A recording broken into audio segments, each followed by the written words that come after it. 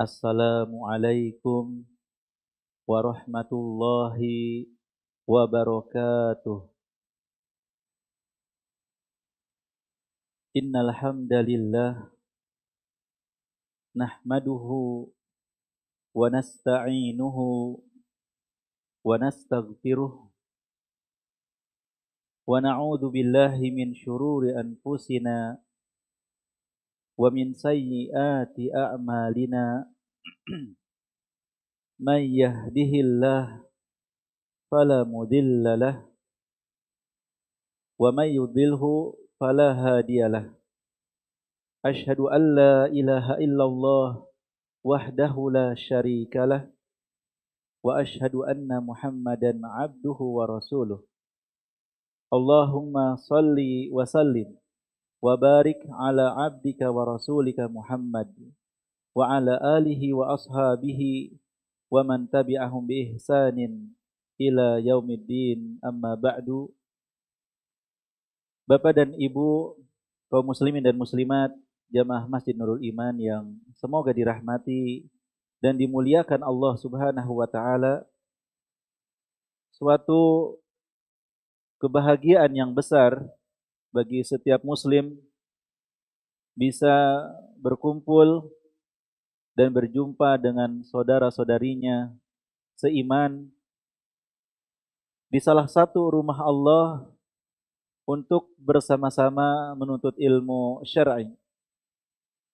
Karena Nabi kita yang mulia mengabarkan, majtama'a qaumun fi baitin min buyutillah yatluna kitaballah wa yatadarasunahu bainahum illa nazalat alaihimus sakinah wa ghasyiyatuhumur rahmah wa haffathumul malaikah wa dzakarahumullahu fi man indah. Tidaklah suatu kaum berkumpul di salah satu rumah Allah Subhanahu wa taala untuk membaca kitabullah, mempelajarinya, yang menuntut ilmu,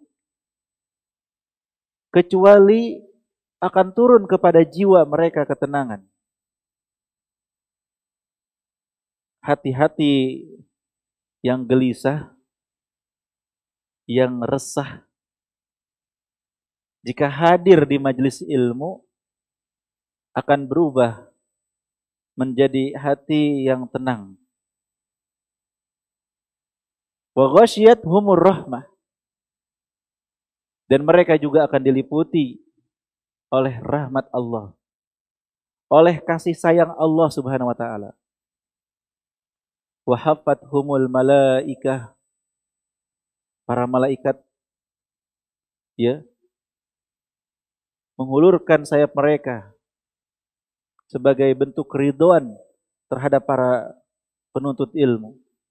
Wa dzakarahumullahu fi man indah, dan Allah Subhanahu wa taala memuji-muji mereka, para penuntut ilmu, di sisi makhluk-makhluknya.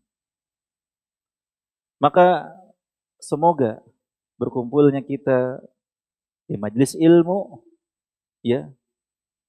dijadikan sebagai amalan yang ikhlas karena wajah Allah Subhanahu wa taala semata, menjadi pemberat timbangan bagi kita di hari kiamat nanti, di hari yang tidak lagi bermanfaat harta dan anak-anak, kecuali yang datang dengan hati yang selamat. Bapak Ibu kaum muslimin dan muslimat yang semoga dirahmati dan dimuliakan Allah, hati manusia pada awalnya bersih, jernih, dan penuh cahaya. Karena tidaklah seseorang dilahirkan ke dunia ini kecuali dalam keadaan fitrah, bersih. Rasulullah sallallahu alaihi wasallam bersabda, "Ma min mauludin illa yuladu 'alal fitrah. Fa abawahu yuhawwidanihi aw yunassiranihi aw yumajjisanihi." Tidaklah seseorang dilahirkan di dunia ini kecuali dalam keadaan fitrah. Kita semua dilahirkan dalam keadaan suci bersih. Orang tuanya lah yang menjadikan seseorang itu berubah, mendidik ke arah mana. Entah menjadikan dia seorang Yahudi, atau Nasrani, atau Majusi. Entah menjadikannya sebagai anak yang soleh, yang taat pada Allah, atau yang toleh, yang suka bermaksiat.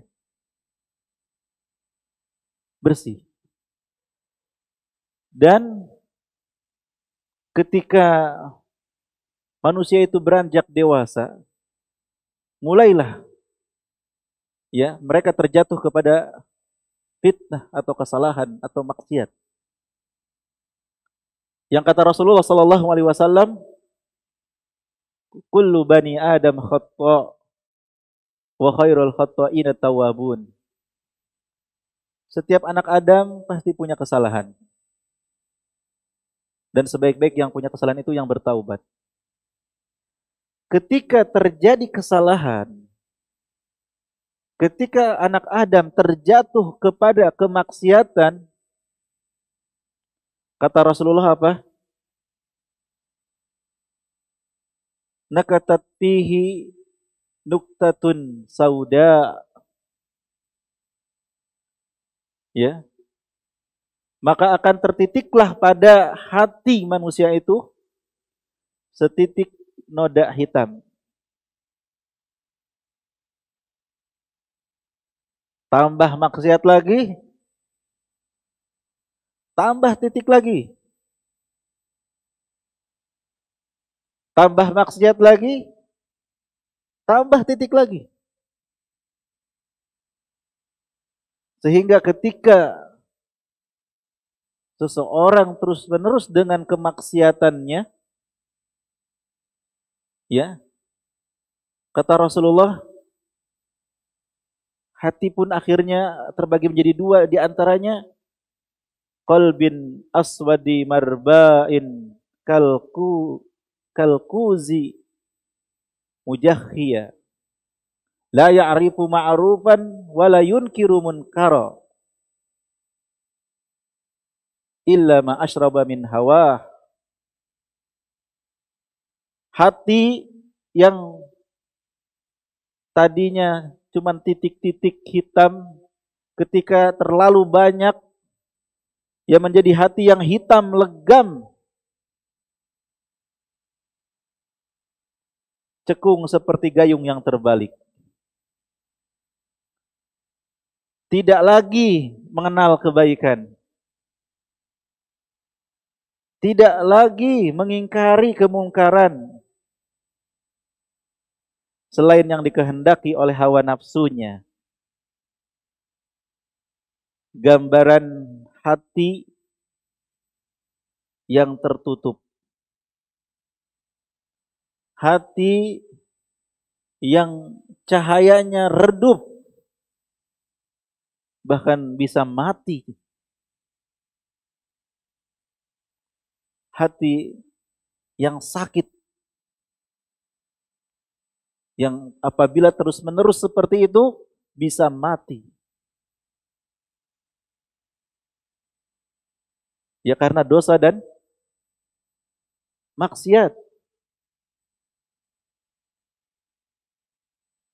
Sehingga hati pun menjadi keras.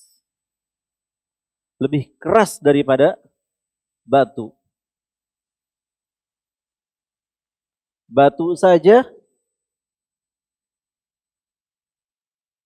walaupun keras, tapi terkena tetesan-tetesan air, lama-lama bisa berbekas. Terus bekas itu hingga akhirnya bisa melubangi batu tersebut. Itu batu. Tetapi ini hati, saking kerasnya, tidak bisa lagi menerima kebenaran. Apakah kita berputus asa ketika hati tertutup, ketika cahayanya sudah redup bahkan mati, tentu seorang hamba tidak boleh berputus asa dari rahmat Allah. Maka di kesempatan ini, tema yang kita kaji, membuka cahaya ya di hati kita. Membuka cahaya yang mungkin sudah tertutup,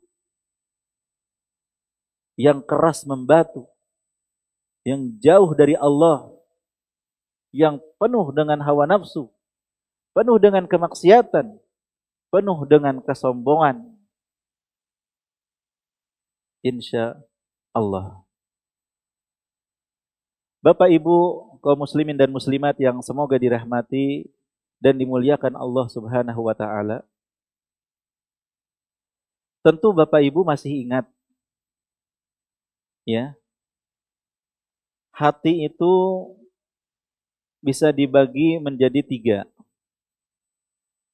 Ini saya sebenarnya hanya murojaah, mengulang pelajaran kita. Ya. Mengulang pelajaran kita yang sudah kita kaji beberapa tahun yang lalu. Jauh sebelum COVID-19. Ada berapa macam hati? 3. Hati yang sehat, hati yang mati, dan hati yang sakit. Hati yang bercahaya hanyalah hati yang sehat. Adapun hati yang sakit, bahkan mati, cahaya itu redup bahkan hilang.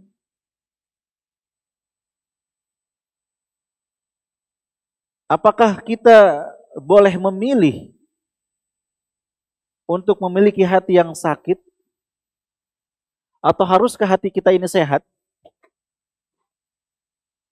Bapak Ibu, dalam surat Asy-Syu'ara ayat 88 dan ayat 89, Allah mengabarkan bahwa di hari kiamat itu enggak ada yang selamat kecuali yang hatinya sehat. Yauma la yanfa'u malu wala banun illa man atallaha biqalbin salim. Ya, hari kiamat, hari yang mana harta dan anak-anak tidak lagi bermanfaat. Kita di dunia mengumpulkan harta sebanyak-banyaknya. Punya anak-anak yang lucu-lucu, tapi di hari kiamat tidak bermanfaat sedikit pun, kecuali yang datang dengan hati yang selamat, yang bersih, yang bercahaya. Jadi, sudah menjadi kewajiban kita yang memiliki hati ini untuk memastikan hati kita ini bercahaya. Jangan biarkan redup. Jangan biarkan sakit. Apalagi sampai mati. Ya. Nah, apa yang menyebabkan hati menjadi keras membatu, menjadi sakit? Setelah sebelumnya kita mengetahui bahwa manusia dilahirkan dalam keadaan bercahaya hatinya, ada beberapa faktor ya yang menyebabkan hati seseorang redup, gelap gulita.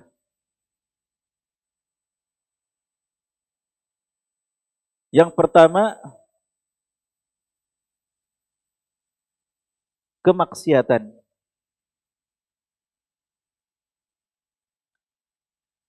Kemaksiatan Bapak Ibu adalah sebab utama redupnya hati kita. Tidak ada racun yang lebih berbahaya bagi hati melebihi bahaya maksiat. Maksiat itulah yang menjadikan hati kita sakit, hancur. dan keras membatu. Berkata Abdullah ibn al-Mubarak rahimahullah, ra'aitu dzunuba tumitul qulub wa qad yurisu dzulla idmanuha wa tarku dzunubi hayatul qulub wa khairun li nafsika isyanuha. Aku melihat dosa-dosa itu mematikan hati, membiasakannya, mengakibatkan kehinaan. Meninggalkannya adalah kehidupan bagi hati. Selalu menjauhinya adalah yang terbaik bagi Anda. Ya, dosa-dosa yang kita lakukan yang menjadikan hati kita sakit bahkan mati. Dan apabila kita terus-menerus tidak berubah,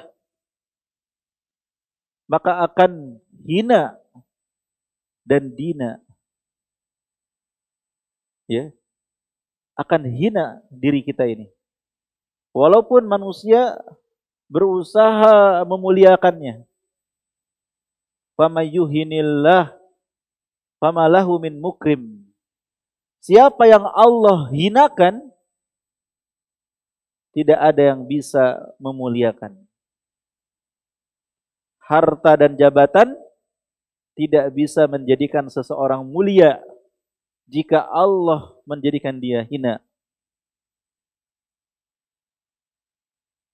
Betapa banyak orang yang mungkin jabatannya nggak tinggi, hartanya juga nggak banyak-banyak amat, tetapi dia begitu dicintai dan dimuliakan oleh manusia. Dan betapa banyak Bapak Ibu, dia punya jabatan yang tinggi, bahkan dia banggakan jabatannya itu. Dia punya harta yang banyak sehingga dia tampakkan ya hartanya tersebut. Tetapi manusia menghinanya dan mencibirnya dan tidak memuliakannya sedikit pun. Karena apa?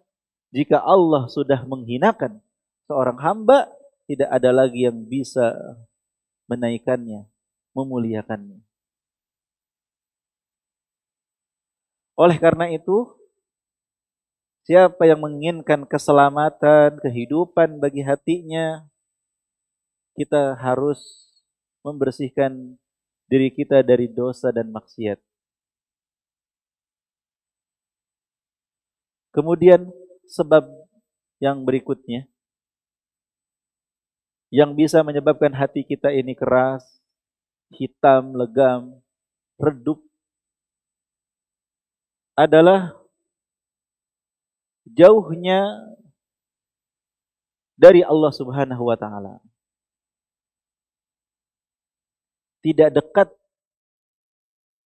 dengan Allah. Jika seorang hamba dekat dengan Allah Bapak Ibu, dia akan selalu teringat kepadanya. Dia akan selalu hadir di dalam benaknya Robnya tersebut. Ketika seorang hamba disibukkan dengan dunia, maka pikirannya, hatinya tertuju kepada dunia saja. Tidak ingat Allah Subhanahu wa ta'ala. Sehingga perintah-perintah Allah dia tidak perhatikan. Dia tidak laksanakan. Larangan-larangan Allah dia tidak pedulikan. Dia langgar. Ya, jauh dari Allah Subhanahu wa ta'ala. Seharusnya seorang hamba berusaha taqarrub. Taqarrub artinya mendekat. Taqarrub ilallah, mendekat kepada Allah Subhanahu wa ta'ala. Seperti orang yang butuh. Bagaimana seseorang butuh kepada yang lain? Apakah dia menjauh atau mendekat? Bagaimana Pak? Ketika seseorang butuh, misalnya butuh pekerjaan, menjauh dari tempat bekerja atau berusaha mendekat? mendekat, berharap mendapatkan kebaikan dari tempat pekerjaan tersebut. Seorang hamba ketika dia membutuhkan Allah, seharusnya mendekat kepada Allah. Melakukan hal-hal yang dicintai, yang diridhoi oleh Allah Subhanahu wa taala, dan menjauhkan hal-hal yang dibenci dan dimurkai oleh Allah Subhanahu wa taala.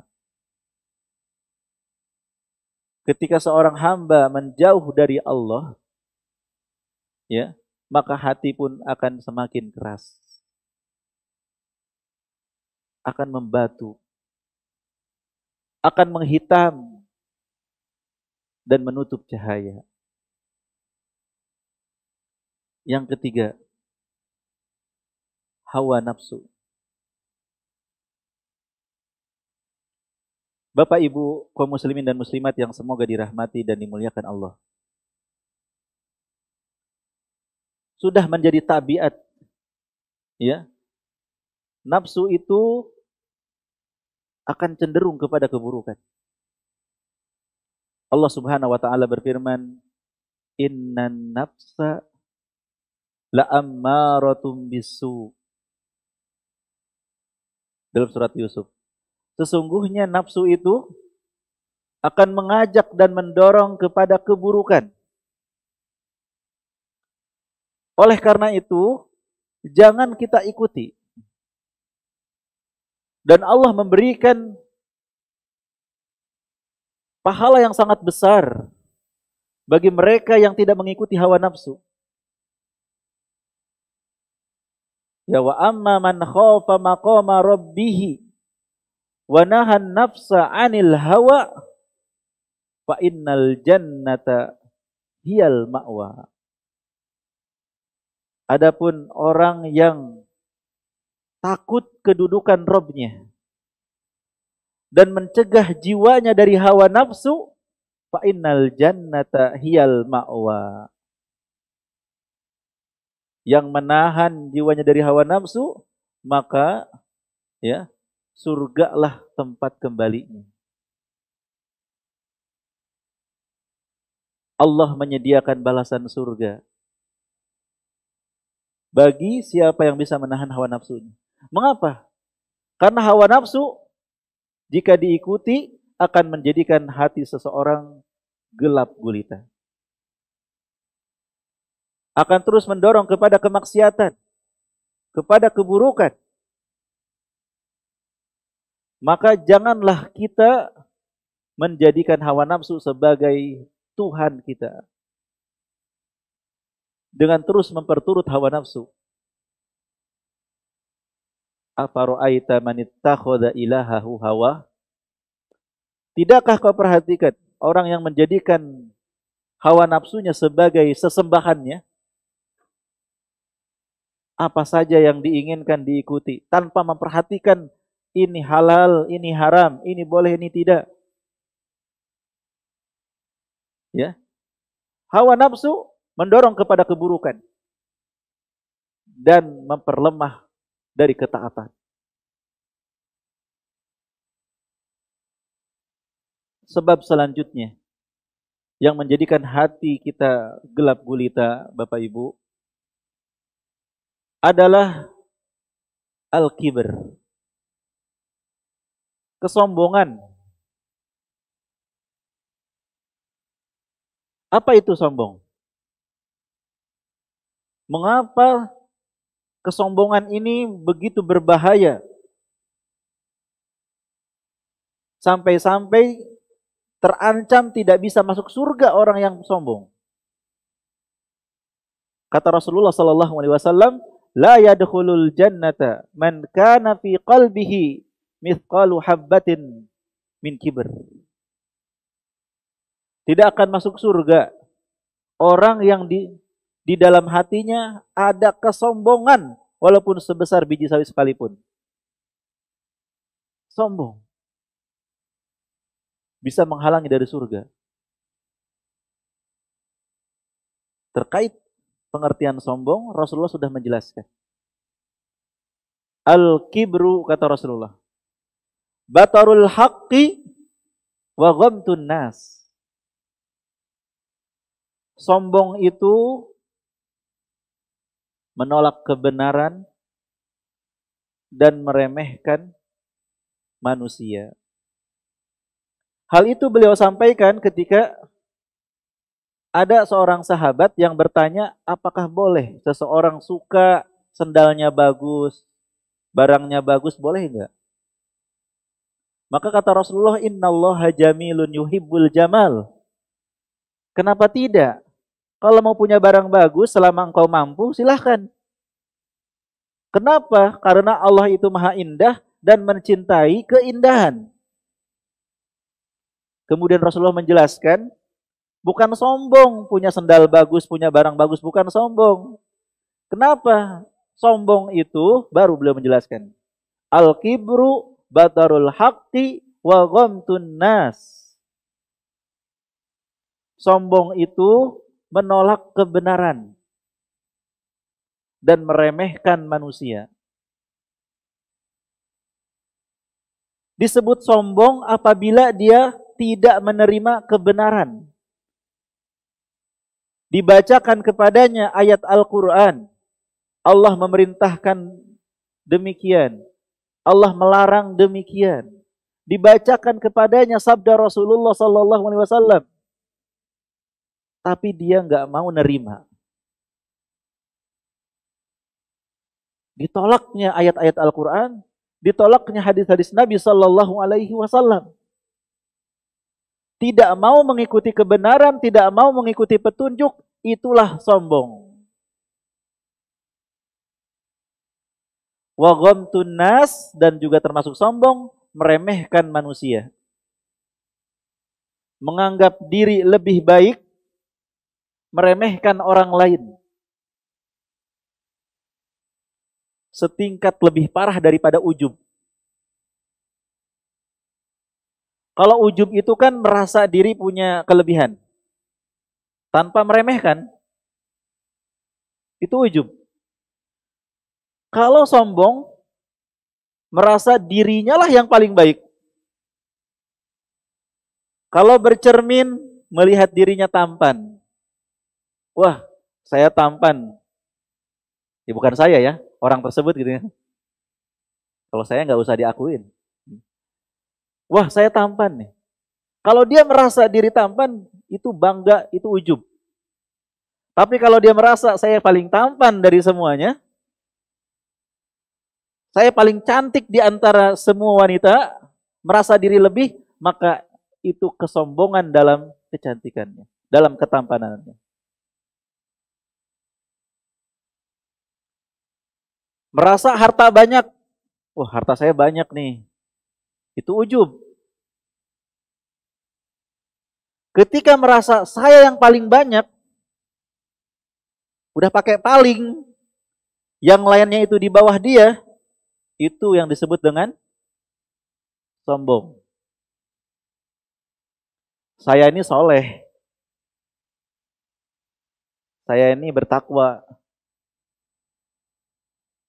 Merasa diri soleh bertakwa, itu bisa terjatuh kepada ujub, bangga. Sampai menganggap dirinya paling soleh, paling bertakwa, itu adalah sombong. Maka waspada. Seseorang bisa menyombongkan apapun kelebihan yang Allah berikan, baik urusan dunia maupun urusan akhirat. Merasa paling bertakwa, merasa paling soleh, merasa paling alim, ya, itu termasuk kesombongan. Seharusnya kita itu tawadhu, menganggap orang lain lebih baik daripada diri kita.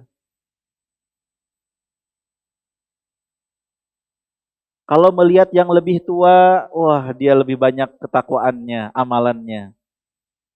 Lebih dulu lahir daripada kita kan. Kalau lihat yang lebih muda, waduh dia masih paling sedikit atau lebih sedikit dosanya daripada kita. Karena kita lebih dulu lahir daripada dia. Sehingga menganggap orang lain itu lebih baik daripada diri kita. Kalau kita menganggap orang lain lebih baik daripada diri kita, mudah menerima kebenaran, mudah menerima nasihat. Tapi kalau menganggap diri lebih baik, dinasehatin nolak, nasehatin nolak. Ini ngapain sih nasehatin? Siapa dia? Kalau udah ada kata-kata siapa dia, lah siapa dia? Lah siapa Anda? Menganggap diri lebih baik, itu bisa menutup hati Bapak Ibu. Menjadikan hati kita gelap gulita. Kesombongan. Fir'aun dan para tentaranya, mereka tahu kalau Allah itu Rabbul Alamin. Tapi karena kesombongan, ya, menolak Allah sebagai Rabb, bahkan mengklaim dirinya sebagai Rabb. Ana rabbukumul a'la, kata Firaun. Saya ini Rabb kalian yang paling tinggi. Di lisannya seperti itu. Hatinya bagaimana? Allah berfirman, wajahadu biha wastaiqanatha anfusuhum dzulma wa uluwa. Mereka mengingkari secara lisan. Padahal hati mereka meyakini tentang keesaan Allah. Apa yang menyebabkan zulman wa uluwa?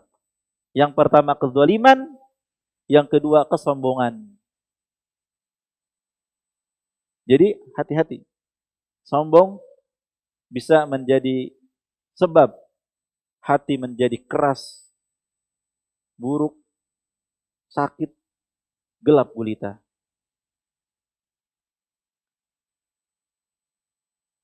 Selanjutnya, di antara hal yang bisa menyebabkan hati kita menjadi gelap,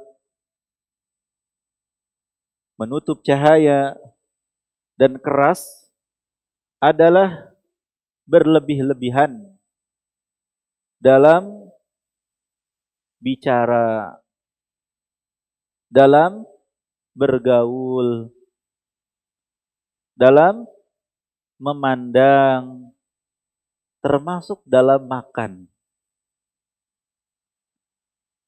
Atau pada perkara-perkara mubah lainnya, berlebih-lebihan.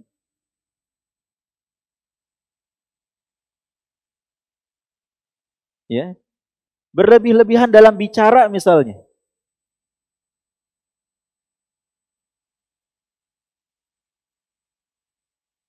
Berkata Abdullah bin Umar radhiyallahu anhu secara marfu, la tukthirul kalama bi ghairi dzikrillah. Fa inna kathratal kalami bi ghairi dzikrillah qaswatun lil qalb. Wa inna ab'adan nasi 'anillah al qalbul qasi. Janganlah kalian banyak bicara selain zikir kepada Allah. Sesungguhnya terlalu banyak bicara itu akan menjadikan kerasnya hati. Ya, hati menjadi keras. Dan manusia yang paling jauh dari Allah adalah pemilik hati yang keras. Kalau bicara itu seperlunya saja Bapak Ibu. Rasulullah sallallahu alaihi wasallam bersabda, min husni islamil mar'i tarkuhu ma la ya'ni. Termasuk kebaikan Islam seseorang itu meninggalkan hal-hal yang tidak bermanfaat bagi dirinya. Kalau pembicaraan itu enggak manfaat, ya udah enggak usah.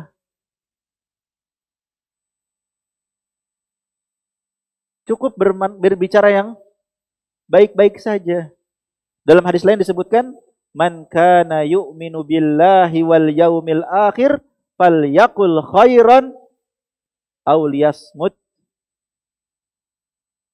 Barang siapa yang beriman kepada Allah dan hari akhir, hendaklah ia berbicara yang baik atau diam. Lebih baik bicara atau diam, Pak? Bicara sedikit ya. Lebih baik bicara atau diam? Diam. Kalau gitu saya diam. Gak ada ceramah. Gak ada kajian. Fal yakul khairan aw liyasmut. Hendaklah berbicara yang baik atau diam. Berarti yang duluan yang mana? Bicara yang baik atau diam? Bicara yang baik duluan, kata Rasulullah. Kalau nggak ada bicara yang baik, baru diam. Bicara yang nggak baik, jangan. Bicara yang nggak jelas baik atau buruk, jangan. Anda hanya boleh bicara yang baik. Isinya baik, caranya baik, waktunya baik, ngomong ke orang yang tepat. Jangan sembarang bicara. Kata Umar bin Khattab radhiyallahu anhu, "Man kasura kalamuhu kasura saqatuhu, wa man kasura saqatuhu kasurat dunubuhu, wa man kasurat dunubuhu kanatin naru aula bihi." Siapa yang banyak bicara, aduh, gak enak banget. Di masjid ini sekarang yang paling banyak bicara siapa? Siapa yang banyak bicaranya akan banyak kekeliruannya. Akan mudah terjatuh orang yang banyak bicara itu. Terlalu banyak komentar, terlalu banyak ngetik, terlalu banyak apalah ya. Bikin status, bikin tulisan-tulisan, itu hati-hati. Siapa yang banyak bicaranya akan banyak kekeliruannya. Barang siapa yang banyak kekeliruannya, banyak kesalahannya, banyak juga dosanya. Barang siapa yang banyak dosanya, maka neraka adalah tempat yang pantas baginya. Masih mau banyak bicara? Ya, ngeri. Itu bisa mengeraskan hati banyak bicara. Berikutnya, terlalu banyak bergaul. Karena saking ingin eksis gitu ya, nggak lihat-lihat bergaulnya sama siapa, akrabnya sama siapa. Betul, kita ini manusia makhluk sosial. Kita ini memang sangat perlu pergaulan. Butuh bersosial, bermasyarakat, itu harus. Karena Rasulullah mengajarkan demikian, tidak boleh eksklusif. Wa khaliqin nas bi khuluqin hasan. Bergaulah dengan manusia dengan pergaulan yang baik. Tetapi walaupun kita dibebaskan bergaul dengan siapapun tanpa melihat ya suku, agama, ras dan segala macam, tapi yang namanya teman dekat itu kan nggak bisa dipaksakan. Akrabnya sama siapa? Itu pilihan. Nah, dalam berteman dekat, akrab, apa itu? Cincai. Cincai apa cincai? Bahasa orang tuh. Hah? Ya, sudah klop banget. Nah, itu bahasanya apa tuh? Pokoknya best friend. Ya, pokoknya teman dekat banget. Nah, itu harus pilih-pilih. Kalau bergaul sama semua orang. Tapi kalau menjadikan teman dekat, itu harus dilihat-lihat. Gak semua orang harus kita jadikan teman dekat. Gembong narkoba, ya kesehariannya dia jual narkoba. Mau jadi teman dekat dia? Mau jadi teman dekat dia? Hah? Dia bakal nawarin, Pak. Mau coba nggak? Gratis buat. Gratis, coba ini. Itu narkoba. Orang yang suka minum minuman keras, coba ini, enak nih. Orang yang terjatuh pada aliran sesat, ya dipatwakan sesat oleh MUI misalnya, dia akan ngajak kepada kesesatannya. Orang yang kurang waras, waduh, gawat, bisa-bisa kita dihantem tanpa sebab. Orang yang berteman dekat dengan setiap orang itu tidak waras. Karena ya harus pilih-pilih. Ada yang kita bergaul dengan mereka itu seperti makanan. Ada yang kita bergaul dengan mereka itu seperti obat. Ya. Ada yang kita bergaul dengan mereka seperti penyakit, racun. Wah, pilih-pilihlah. Kata Rasulullah sallallahu alaihi wasallam, "Al-mar'u ala dini khalilih. Falyanzur ahadukum man yukhalil." Seseorang itu tergantung pada agama temannya. Maka lihatlah dengan siapa dia berteman dekat. Ingat, bukan berarti kita enggak bergaul dengan manusia. Kalau bergaul, kita bebas dengan siapa saja. Tapi berteman dekat, itulah yang harus kita jadikan pilihan. Karena teman dekat itu akan mempengaruhi. Teman dekat itu akan mempengaruhi. Sadar atau tidak, kerasa atau tidak. As-sahib sahib. Teman itu sahib, menarik. Dia akan menjadikan kita pengen seperti dia gitu. Kalau dia baik ya dia pengen kita ikut baik. Kalau dia buruk, nah itu masalahnya. Dia akan terus ngajak kita kepada keburukan. Orang yang terlalu banyak bergaul tanpa memperhatikan ini, dia akan terjatuh kepada ya keburukan dan hatinya pun akan tertutup. Tidak sedikit orang yang sudah hijrah balik lagi. Kenapa? Karena tidak memperhatikan ini, pergaulan. Udah capek kan hijrah, udah balik aja ke masa lalu kayak kita-kita, nyantai bro. Terus ya digoda oleh teman-teman lama. Ya. Oleh karena itu, seseorang harus memperhatikan. Kita memang harus bergaul, tapi jangan terlalu banyak bergaul. Pilih pergaulan yang benar. Karena kata Rasulullah, tergantung agama teman kita. Kita ini akan tergantung pada agama teman kita. Mau nggak mau ke bawah. Mau nggak mau akan ke bawah. Nah, insya Allah, Bapak Ibu nih, yang hadir di majelis ilmu, di masjid ini, insya Allah ini teman-teman yang baik, insya Allah. Makanya senang kita ketemu teman yang baik. Ya, teman yang sama-sama cinta Allah, teman yang sama-sama ingat negeri akhirat, ya kan? Teman yang sadar kalau kita tuh bakal mati, maka kita harus persiapkan untuk hari kemudian, enak gitu. Yang diomonginnya juga nggak dunia mulu, saling mengingatkan, ngelihatnya aja udah nambah ketakwaan. Teman yang baik itu baru ngelihat nih, itu udah membuat hati kita semangat untuk bertakwa gitu. Semangat untuk berbuat baik. Kalau bukan karena sholat malam dan teman yang baik, kata sebagian ulama salaf, saya sudah nggak betah hidup di dunia. Jadi teman-teman yang baik itu membuat kita tambah betah. Makanya cari teman yang baik dan kalau udah dapat jangan disia-siakan. Ya, apalagi punya teman baru, yang bau jangan ditinggalkan. Maksudnya teman yang lama jangan ditinggalkan. Karena itu tuh bukan cuma di dunia teman yang baik itu. Aktsiru minal ikhwan fa inna likulli mu'minin syafa'ah. Perbanyak saudara seiman karena setiap mukmin itu bisa memberi syafaat. Terlalu banyak bergaul, waspada ya, bisa mematikan hati. Berikutnya terlalu banyak memandang. Melihat nggak apa-apa, ini nikmat Allah mata ya.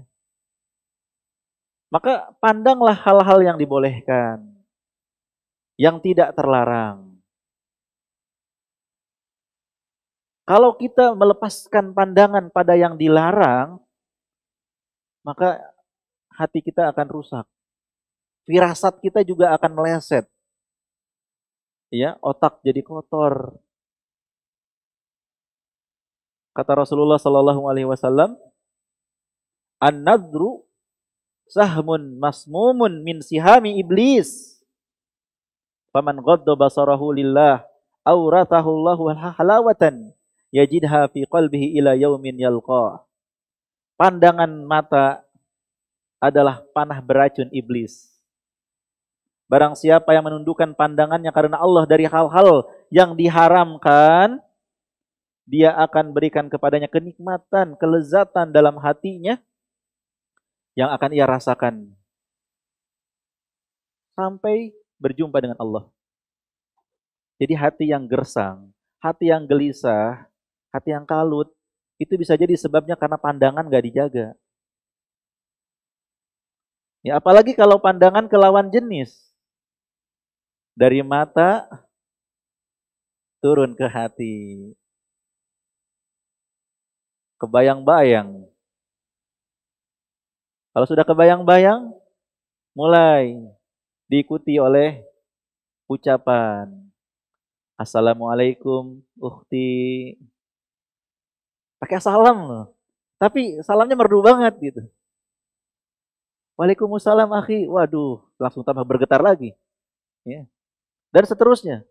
Awalnya pandangan, kemudian ke hati, kemudian diikuti lisan, kemudian tangan, dan hingga akhirnya, naudzubillah, kemaluan yang akan menentukan. Apakah lanjut atau tidak. Ya, terjadinya perzinaan awalnya dari pandangan. Makanya Islam mengajarkan wanita untuk menutup aurat. Ya, aurat-aurat yang bisa menimbulkan syahwat itu ditutup. Ya ayuhan nabi qul li azwajika wa banatika wa nisa'il mu'minin yudnina 'alaihinna min jalabibihinna. Wahai para nabi, katakanlah kepada istri-istrimu, wanita anak-anak perempuanmu dan wanita-wanita kaum muslimin agar mereka mengulurkan jilbab mereka, menutup aurat mereka dengan jilbab. Surat Al-Ahzab ayat 59. Ya. Dan laki-laki juga disuruh menundukkan pandangan. Jangan bilang mubazir. Tadabur alam, itu kan ciptaan Allah. Mubazir kalau nggak dilihat. Bukan. Ya. Kalau memang halal, silahkan. Kalau tidak halal, kullil mu'minina yaghuddu min absarihim. Katakanlah kepada laki-laki yang beriman, agar mereka menundukkan pandangan mereka. Wanita gimana? Sama. Wa kullil mu'minati yaghuddna min absarihinna. Katakanlah kepada wanita yang beriman agar mereka juga sama menundukkan pandangannya. Sama-sama godul basor. Tapi godul basor itu ingat, bukan nunduk ke bawah terus ya. Wah, di depan ada wanita, nunduk aja. Akhirnya nabrak wanita tersebut. Ya, godul basor, menundukkan pandangan itu bisa memalingkan ke kanan, ke kiri. Yang penting nggak ngeliatin. Gitu. Apalagi di kendaraan. Lagi bawa motor, di depannya terbuka aurat, astagfirullahaladzim, merem. Terjadilah tabrakan kalau begitu ya. Istighfar aja. Ketika kita melihat sesuatu yang tidak halal, istighfar pada Allah. Ya, terlalu banyak memandang berbahaya, membuat hati kita rusak. Hati kita berpenyakit. Ya, punya keinginan-keinginan yang buruk. Cukuplah yang halal saja. Di antara hal yang bisa menyebabkan hati menjadi rusak dan keras, bahkan sakit hingga mati, tadi terlalu berlebihan dalam makan salah satunya. Ini udah pada makan siang belum? Belum ya? Sama ya. Saya baru makan siang, makan sebelum siang. Menjelang siang ya. Makan itu kebutuhan, betul. Dan saya mengizinkan kalau Bapak ada yang sudah lapar untuk makan sambil dengar kajian nggak apa-apa. Ya. Roti atau lemper atau apa. Kenapa? Bisa membuat kita sakit. Tulang punggung kita bisa jadi lemah. Oleh karena itu tujuan makan apa? Kata Rasulullah apa? Ma mala abnu Adam wi'aan syarran min batnihi bihasbi ibni Adam luqaimat yuqimna sulbahu. Tidaklah Ibnu Adam mengisi sesuatu ya yang lebih buruk daripada perutnya, ngisi perut gitu. Itu tempat yang paling buruk gitu.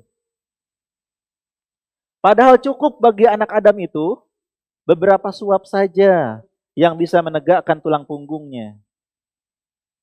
Pernah nggak Bapak Ibu terburu-buru tapi butuh makan? Terburu-buru loh. Harus cepat-cepat tapi butuh makan. Berapa banyak? Aduh, maaf ya saya buru-buru. Berapa banyak itu makannya? Hanya beberapa suap. Itu namanya buru-buru ya. Tapi kalau buru-buru 2 piring, itu namanya bukan buru-buru, boro-boro. Buru-buru, sedikit aja cukup gitu. Beberapa suap, 3 suap, 5 suap. Itu udah kuat badan kita, nggak sakit perut, nggak lemes, nggak keluar keringat gitu. Itulah adab makan dalam Islam. Beberapa suap. Yang penting bisa menegakkan tulang punggung. Aduh, kurang Pak Ustadz. Fa'in kana la mahalah. Kalau memang nggak bisa kata Rasulullah, fathulutun li ta'amihi, wa thuluthun li syarabihi, wa thuluthun li nafasihi. Ya udah kalau mau lebih dari itu, perutnya dibagi 3. Sepertiga untuk makan, sepertiga untuk minum, sepertiga untuk napasnya. Jangan habis makan ngap. Ini kenapa bisa ngap gitu? Kekenyangan itu nggak boleh. Habis makan udah nggak kuat lagi minum. Aduh, mana jatah minumnya? Sepertiga makan, sepertiga minum, sepertiga napas. Nah jadi jangan banyak makan. Makan secukupnya. Kenapa? Kalau banyak makan, itu akan menimbulkan berbagai macam penyakit. Bukan hanya fisik, tapi juga ya rohani. Secara maknawi. Cenderung kepada maksiat. Karena syahwatnya besar. Ya. Malas untuk taat. Coba kalau makan kebanyakan sebelum taraweh, tarawehnya gimana? Berat. Jadi malas ini, ngantuk. Ya. Dan berbagai macam perkara-perkara mubah lainnya. Sebenarnya nggak apa-apa. Makan tuh nggak apa-apa, tapi kalau berlebihan nggak boleh. Ya. Kulu washrobu wala tusrifu. Makan dan minum dan jangan berlebih-lebihan. Memandang nggak apa-apa, tapi memandang jangan berlebih-lebihan sampai yang haram aja dipandang. Bergaul bagus, tapi jangan berlebih-lebihan sampai semua orang jadikan teman dekat. Padahal dia penjahat, bisa-bisa kita ketarik sama dia. Ya, dan demikianlah. Belanja misalnya ibu-ibu, boleh nggak ibu-ibu belanja? Boleh aja kan kalau memang perlu. Kalau belanjanya berlebihan, berangkat pagi pulang malam, ngapain aja itu belanja? Terus semua dihabisin uangnya. Jatah sebulan dari suami dihabisin belanja sekali. Waduh, tenang, minta lagi ke suami katanya. Kalau berlebih-lebihan jadi nggak baik belanjanya. Dan demikianlah seterusnya. Main game, boleh nggak? Ada nggak bapak-bapak yang masih main game? Ada nggak? Nah, ibu-ibu ntar laporan nih. Suami saya kok main game terus. Sesekali mungkin boleh. Mubah-mubah saja. Tapi kalau sudah berlebihan, ya, bukannya istri disapa, dirayu, terus aja konsentrasi dengan game. Waktu sholat masih aja main game. Waktu tidur masih aja main game. Akhirnya besoknya kesiangan dan seterusnya. Itu sudah berlebihan, udah nggak baik. Itu bisa merusak hati kita. Nah kalau sudah seperti itu, ya jauh dari Allah, hawa nafsu, sombong, berlebih-lebihan, maka hati pun akan tertutup, rusak, akan sakit bahkan mati. Ya, kalau sudah mati tadi tidak lagi kenal yang ma'ruf mana yang munkar. Ketika berbuat ketaatan nggak merasa senang, berbuat maksiat juga nggak ngerasa takut. Udah kebal hatinya, udah nggak bisa membedakan ini baik atau buruk. Ya, seharusnya kan kalau berbuat maksiat ada rasa takut, sedih, khawatir. Ini udah nggak lagi, bebas aja biasa. Udah sangat mengerikan hati yang sudah tidak ada cahaya tersebut. Nah maka ya pembahasan terakhir, bagaimana cara membuka hati yang mungkin sudah tertutup entah sedikit, entah banyak, entah semuanya gitu. Bagaimana caranya? Bapak Ibu bisa lihat di kitab ini ya. Banyak hal yang bisa membuka hati kita. Ya yang pertama, adalah berzikir pada Allah Subhanahu wa taala.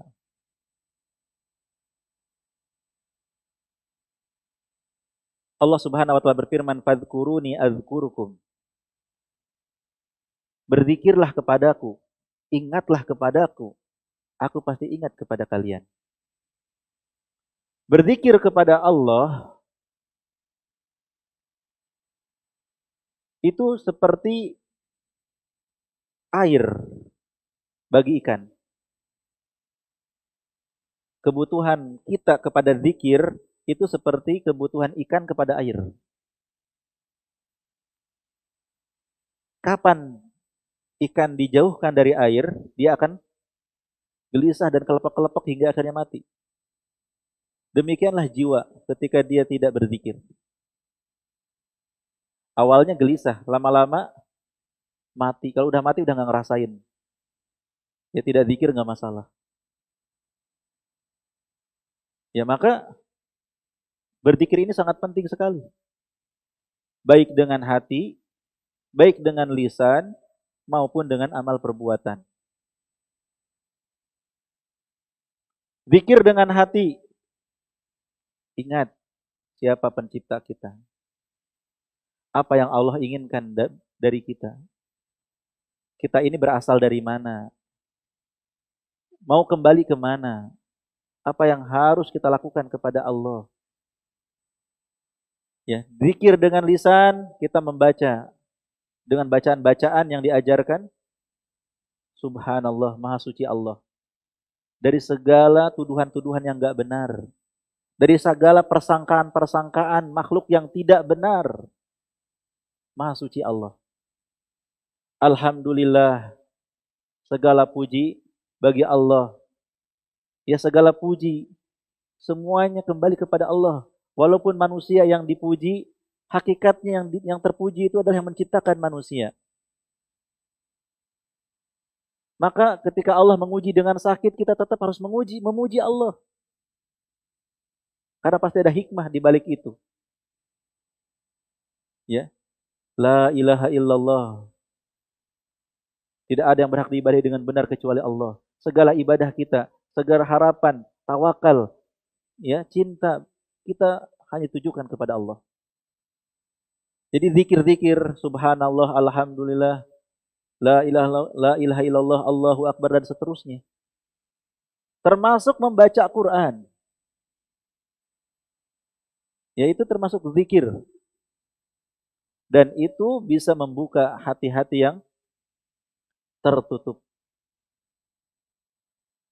Rasulullah sallallahu alaihi wasallam bersabda, "Mathalul ladzina yadhkuru rabbahu walladzi la yadhkuru mithlul hayyi wal mayyit." Perumpamaan orang yang berzikir kepada Allah dengan yang tidak berzikir itu seperti hidup dengan mati. Dan yang terpenting juga zikir dengan perbuatan. Ketika ada niat ingin berbuat maksiat, melangkah ke tempat maksiat, ingat Allah. Buktikan zikir kita dengan perbuatan. Bukan cuma ingat kemudian kita biarin. Bukan. Kita ingat Allah, Allah melihat kita, Allah mengawasi kita, Allah mengetahui apa yang akan kita lakukan, dan Allah akan membalas perbuatan kita, maka kita stop, berhenti. Itu zikir dengan perbuatan. Ada kisah kan? Seseorang suka banget sama, ada 3 orang. Mereka terpenjara atau terkurung di dalam gua. Pernah dengar hadisnya? Mereka tidak bisa keluar dari gua tersebut. Maka mereka pun mengatakan, kita harus bertawasul dengan amal soleh. Masing-masing menyebutkan amal ketaatan dan menyebutkan, ya Allah, jika amalku itu ikhlas, tolong bukakan pintu gua ini. Nah, saya akan fokus kepada salah satu aja. Salah satu di antara mereka mengatakan, ya Allah, saya suka sama anak paman saya yang begitu cantik. Saya berusaha merayunya dan dia tidak mau. Suatu ketika, Dia datang kepada saya, butuh sesuatu. Maka si wanita itu menawarkan, saking butuhnya. Ya, silahkan kau lakukan apa saja kepadaku. Yang penting kau penuhi kebutuhan ini. Maka sepakatlah mereka. Ya, zaman dulu belum ada open BO ya. Langsung aja ngomong begitu. Ketika sudah posisinya laki-laki di atas, wanita di bawah, wanita itu mungkin karena terpaksa juga menjual dirinya. Wahai saudaraku, bertakwalah pada Allah. Jangan kau rusak ya cincin kecuali dengan haknya. Langsung teringat orang itu. Ingat kepada Allah. Nah ini zikir pada Allah, ingat. Dan dia laksanakan zikir itu dengan perbuatannya. Kalau ingat Allah maka astagfirullah. Gak jadi sudah di depan mata. Udah ambil ini yang kau butuhkan, pergilah. Jadi si laki-laki ini merelakan ya, wanita itu dikasih kebutuhannya tapi nggak mau sesuatu dari wanita itu. Dan hampir gitu. Di detik-detik terakhir ingat Allah, sadar. Ya Allah, jika aku meninggalkan maksiat karenamu saat itu, tolonglah bukakan pintu gua ini. Terbukalah pintu gua tersebut. Lihat. Itulah orang yang zikir pada Allah dengan perbuatan. Jangan cuma lisannya zikir tapi maksiat jalan gitu. Ya, jangan cuma ingat Allah tapi maksiat jalan. Buktikan zikir kita dengan meninggalkan maksiat, dengan melakukan ketaatan. Ya, kisah tadi menunjukkan bahwa ada kalanya orang bertakwa juga kegoda. Maka jangan merasa ada aman dari godaan. Ini orang ini bertakwa kan? Bahkan dipuji kan? Tapi namanya juga laki-laki, namanya juga manusia normal, ketika datang godaan, ada yang goyah. Maka jangan merasa aman. Kita bukan Nabi Yusuf. Ya, kita bukan Nabi Yusuf. Digoda sedikit kita sangat kelepek-kelepek gitu. Ya, mudah tergoda. Maka waspada. Kemudian pelajaran dari kisah tadi juga bahwa orang yang berzikir pada Allah, walaupun itu diingatkan oleh orang lain, itu kan diingatkan oleh wanita tersebut, diingatkan. Itu akan mudah langsung tersadar gitu. Allah berfirman, "Fadzakir fa inna dzikra tanfa'ul mu'minin." Berilah peringatan karena peringatan itu bermanfaat bagi orang beriman. Maka perlu zikir ini. Dan majlis ilmu termasuk majlis zikir. Rasulullah menyebut majlis ilmu sebagai hilaquz zikir, sebagai halaqah zikir. Kenapa? Karena kita diingatkan. Betul apa tidak? Kita diingatkan, dibacakan ayat Al-Quran dari tadi, dibacakan hadis Nabi dari tadi, diingatkan supaya kita ini benar jadi manusia, diingatkan supaya meninggalkan maksiat, meninggalkan keburukan, diingatkan supaya melaksanakan ketaatan, jadi orang yang baik. Oleh karena itu, jangan pernah meninggalkan majlis zikir, majlis ilmu. Sebanyak apapun ilmu kita, jangan pernah absen dari menuntut ilmu. Kalaupun harus terpaksa, nggak apa-apa secara online. Tapi kalau selagi bisa langsung. Ini mah materinya udah saya kuasai. Lihat dari judulnya juga udah gampang itu mah, udah ketebak. Jangan seperti itu.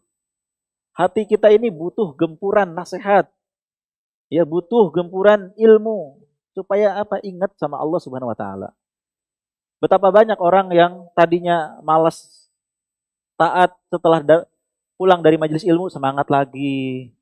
Betapa banyak orang tadinya lemah, cenderung pada maksiat, pulang dari majelis ilmu astagfirullah enggak jadi maksiat ah. Ya. Bisa jadi ikhwan akhwat janjian nanti setelah kajian kita ketemuan ya. Astagfirullah. Apa akhi enggak jadi, udah diingetin sama Pak Ustadz. Bisa jadi kan? Ya. Dengan majelis ilmu kita akan ingat mana perintah, mana larangan, mana ketaatan, mana kemaksiatan.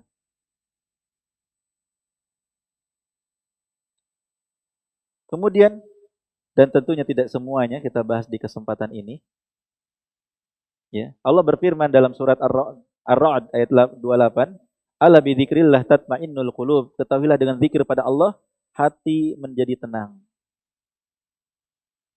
Ya. Bahagia hati kita, terbuka hati kita. Maka ayo perbanyak zikir. Dan juga Al-Qur'an disebutkan wa nunazzilu minal Qur'ani ma huwa syifaa'u wa rahmatul lil mu'minin. Kami turunkan Al-Qur'an yang merupakan obat penawar dan rahmat bagi orang-orang yang beriman. Maka baca Quran. Baca artinya, baca terjemahnya. Itu terdapat obat bagi hati yang penuh penyakit. Itu bisa membuka hati. Selain membaca, coba dengarkan Al-Quran. Ada seseorang yang penuh dengan maksiat, tiba-tiba gak sengaja di YouTube lewat murotal bacaan Quran, dia klik, dia dengerin murotal Quran. Tiba-tiba katanya, ini pengalaman dia, tiba-tiba dorongan untuk tobat itu kuat. Dia langsung tiba-tiba rindu dengan masjid. Dengar Quran di YouTube. Dia rindu dengan masjid. Aduh, kapan waktu sholat ya? Pengen pergi ke masjid, udah lama gak ke masjid. Pengen bersimpuh di hadapan Allah Subhanahu wa ta'ala. Lihat. Ya, dengan dengar Quran saja. Yang mungkin selama ini dia dengerin musik, dia dengerin hal-hal yang merusak hatinya. Ketika dengar Al-Quran, hati menjadi tenang, terbuka. Ya, akhirnya dia pun terdorong untuk melakukan kebaikan-kebaikan dan ketakwaan. Yang kedua, dan itu menutup perjumpaan kita di kesempatan ini, selain berzikir pada Allah adalah bertaubat. Itu pembuka hati yang paling besar. Kenapa? Karena dosa dan maksiat adalah hijab penutup antara hamba dengan Allah. Maka taubat adalah membongkar hijab tersebut. Ya, Rasulullah SAW memerintahkan kita untuk banyak taubat, Pak. Untuk banyak istighfar. Ayuhan nas, istaghfiru rabbakum wa tubu ilaih. Wa inni la astaghfirullah fil yaum sab'in atau akthar min sab'ina marrah. Wahai manusia, memohon ampunlah kalian kepada Allah. Bertaubatlah kepadanya. Sesungguhnya aku bertaubat dan istighfar dalam sehari 70 atau lebih dari 70 kali dalam sehari. Kalau Rasulullah yang enggak punya dosa dan maksiat aja taubat dan istighfar, bagaimana dengan kita gitu? Banyak-banyak astagfirullah, astagfirullah, astagfirullah. Perbanyak mohon ampun dengan mengucapkan istighfar dan taubat pada Allah. Sebelum tidur coba taubat dan istighfar. Dari mulai bangun tidur sampai mau tidur ini ada nggak dosa dan kesalahan yang dilakukan? Jangan tidur sebelum kita taubat benar-benar. Ya, kalau Allah matikan kita ketika tidur, kita sudah siap berjumpa dengan Allah. Istighfar, ucapan astagfirullah itu gampang, tetapi efeknya menghapuskan seluruh dosa. Wa inni laghaffaru liman tab. Dan sesungguhnya aku benar-benar Maha Pengampun bagi siapa yang bertaubat. Innallaha yaghfiru dzunuba jami'a.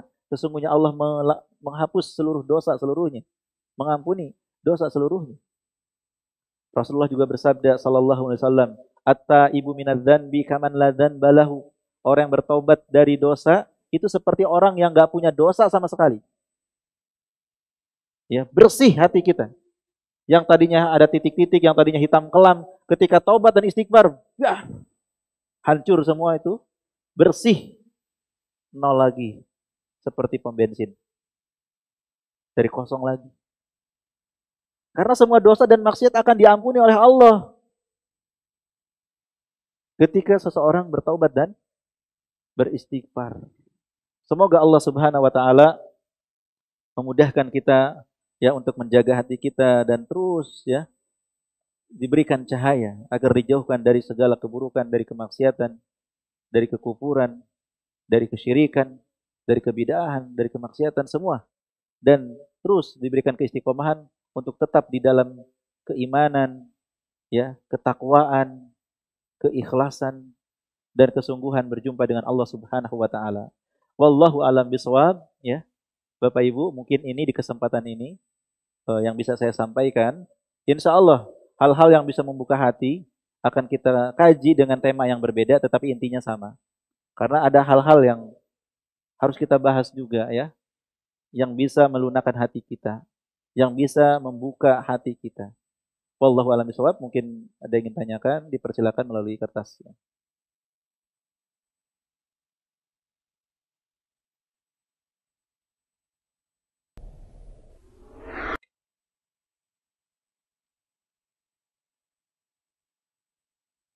Sini aja Pak, biar mudah.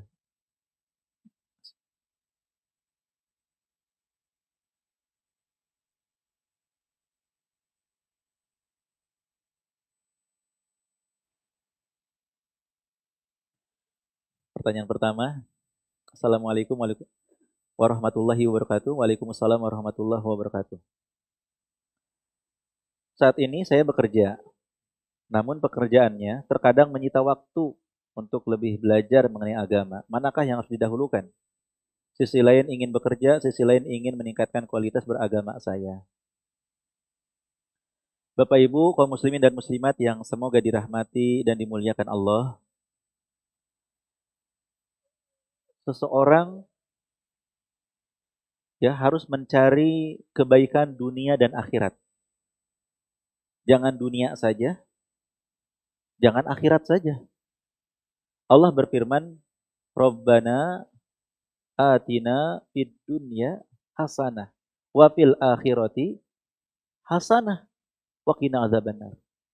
Ya, doa yang benar itu, ya Rabb kami, berikan kami kebaikan di dunia dan kebaikan di akhirat, dan jauhkan kami dari azab neraka.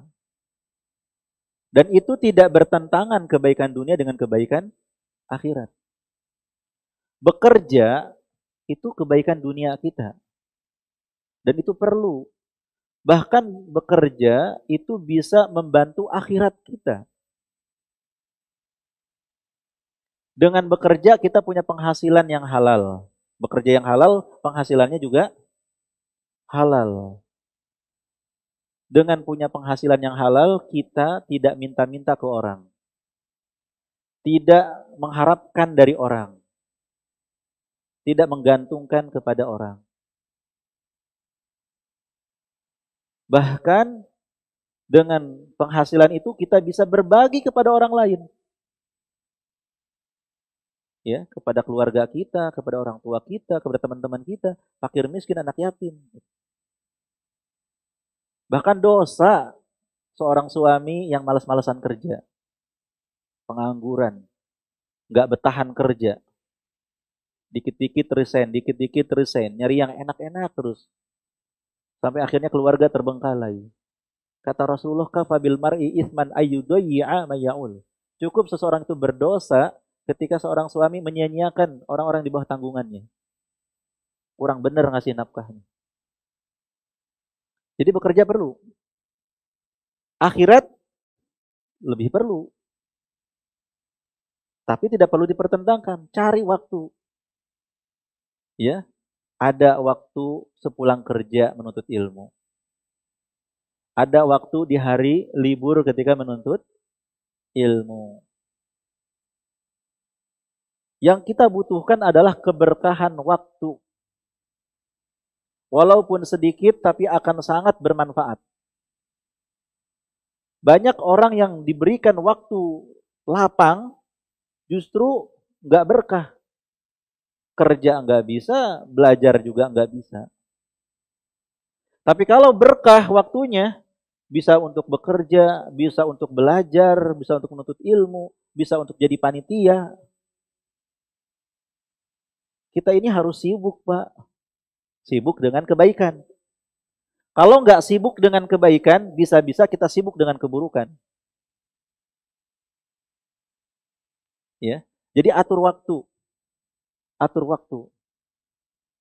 Insya Allah kerja tetap lanjut, menuntut ilmu juga lanjut. Tidak perlu dipertentangkan.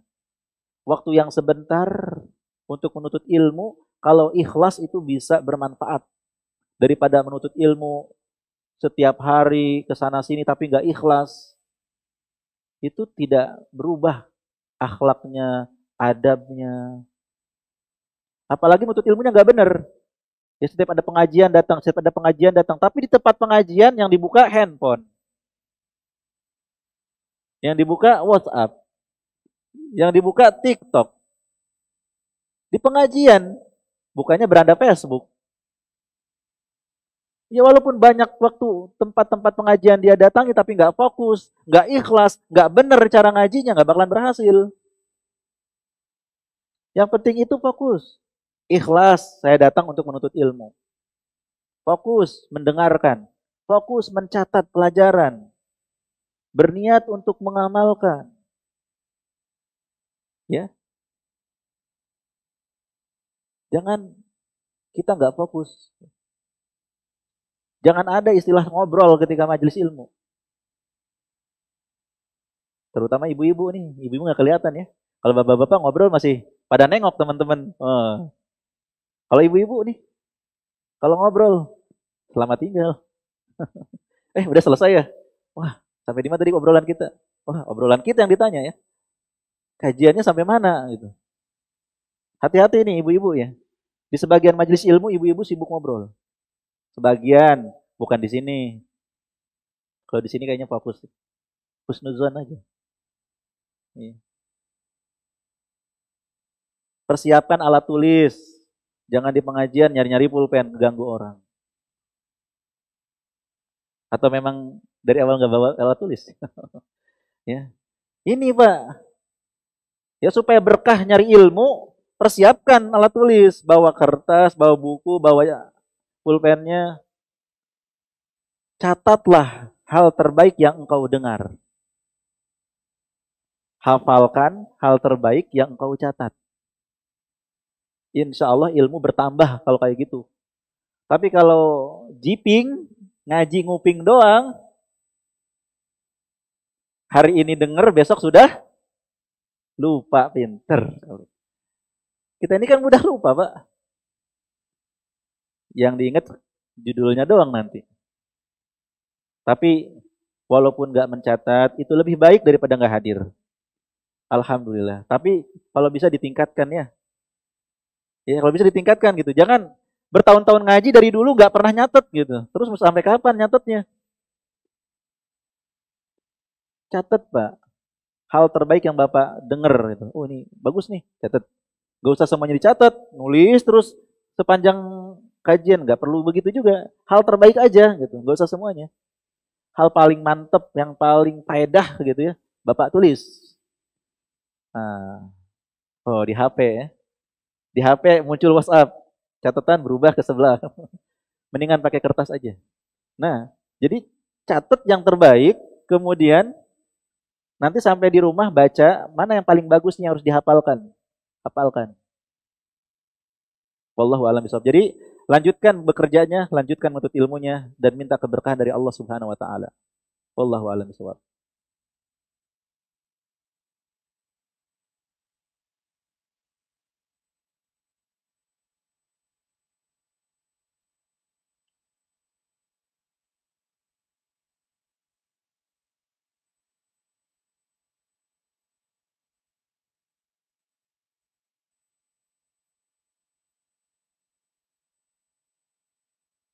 Bagaimana menasehati orang tua yang belum hijrah dan jarang sholat dan tinggal satu rumah dengan orang tua?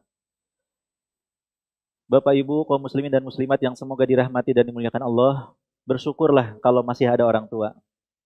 Karena orang tua itu bisa menjadi sebab kita masuk surga. Orang tua adalah orang yang paling berjasa dalam hidup, ya, sehingga Allah Subhanahu wa taala memerintahkan kita untuk bersyukur kepada orang tua setelah bersyukur kepada dirinya. Allah berfirman, "Anishkurli wali walidaika ilayyal masir." Bersyukurlah kepadaku, terus kepada siapa? Suamimu, tetanggamu. Wali walidaika, bersyukur kepada kedua orang tuamu yang menjadi sebab keberadaan kita di dunia ini. dan kepadakulah tempat kembali. Maka kita itu harus cinta sayang sama orang tua. Harus berbakti sama orang tua. Entah orang tua itu muslim ataupun non-muslim. Ya, sampai non-muslim kita harus berbakti pada orang tua. Tapi nggak boleh ikut-ikutan dengan kekufuran, kemaksiatan yang dilakukan orang tua. Wa in jahadaka ala an tusyrika bima laisa laka bihi ilmun fala tuti'huma wa sahibhuma fid dunya ma'rufa. Jika orang tua memaksamu untuk berbuat syirik pada Allah, jangan ikuti. Tapi ingat, temani mereka di dunia dengan baik. Bayangkan orang tua yang kafir ngajak kita menyembah berhala, kita tetap harus baik sama orang tua itu tanpa mengikuti perintah orang tua dalam kekufuran. Tetap melayani, masakin, mijetin, nurut, bersihin rumah, apa aja pokoknya selama bukan maksiat harus kita nurut sama orang tua. Jadi yang pertama dilakukan adalah berbaktilah maksimal kepada orang tua. Rasakan atau biarkan orang tua tuh merasakan dan tahu kalau kita tuh sayang banget sama dia dan berbakti sama dia gitu. Semakin rajin ngaji, itu harus semakin berbakti sama orang tua. Orang tua nggak minta aja kita menawarkan diri. Ya, orang tua kayaknya pegel nih. Bu, mau saya pijetin? Pak, mau saya pijetin? Orang tua lagi nyapu, Bu, biar saya aja yang nyapu. Ibu istirahat aja udah. Ya kita tawarin, Ibu mau makan apa nih? Ini ada rezeki, yuk kita beli makanan. Ada rezeki, Ibu mau jalan-jalan kemana? Bapak mau jalan-jalan kemana? Yuk kita jalan-jalan yuk. Orang tua, ya kita harus berbakti, ngomong lemah lembut, nurut, selama nggak maksiat ya Pak. Selama nggak nyuruh maksiat. Itu yang pertama kali dilakukan. Jangan banyak bicara A, B, C, harus begini, nggak boleh begitu. Bukan. Tunjukkan dengan akhlak kita, dengan perilaku kita sebagai anak soleh, anak soleha yang berbakti pada orang tuanya. Sampai orang tua itu bersyukur, senang banget lihat anak. Ini anak baik banget ya. Ini anak Masya Allah, penyejuk hati bagi orang tua. Karena doa mereka, Rabbana hablana min azwajina wa dzurriyyatina qurrata a'yun. Mereka tuh minta supaya anak-anak itu jadi penyejuk mata. Senang ngelihatnya, senang dengarnya. Jangan ngelihat kita enek gitu. Lihat kita itu senang banget. Kenapa? Tahu. Tutur kita lemah lembut, kita sopan santun. Disuruh apa aja nurut selama nggak maksiat. Nah, kalau kita sudah berbakti, mudah masuk ke hati orang tua. Bu, boleh nggak saya bicara? Oh, boleh nak. Mau bicara apa? Maaf ya Bu ya kalau tersinggung. Maaf ya Pak. Ini hanya ungkapan sayang saya aja kepada Bapak dan Ibu.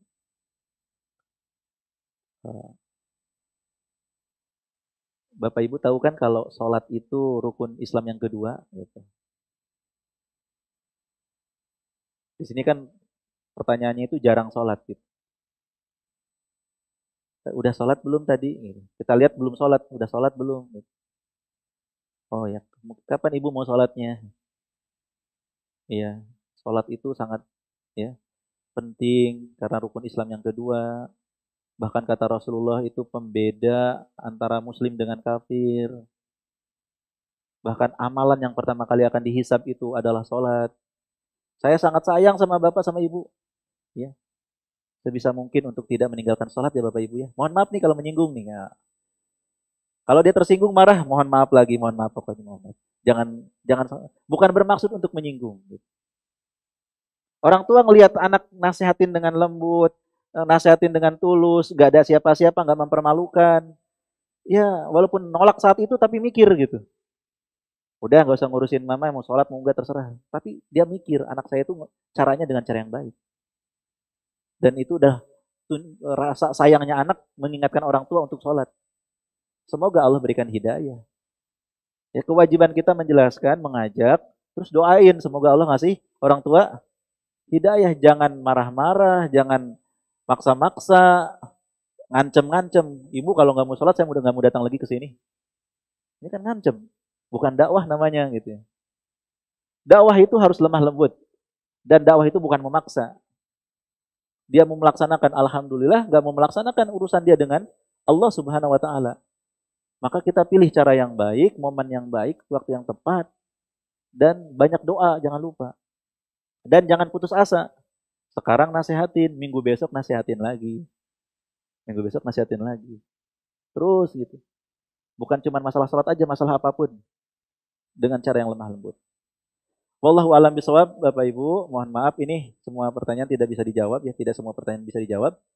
Mungkin saya masukkan saja ke buku saya. Jika ada kesempatan perjumpaan kita akan saya buka pertanyaan ini dengan izin Allah Subhanahu wa taala. Semoga apa yang kita kaji bermanfaat dan juga semoga bisa menambah iman, bisa menambah amal, bisa kita praktekkan, itu yang paling penting. Dan gak usah terlalu banyak, gak usah terlalu buru-buru ingin mengajarkan.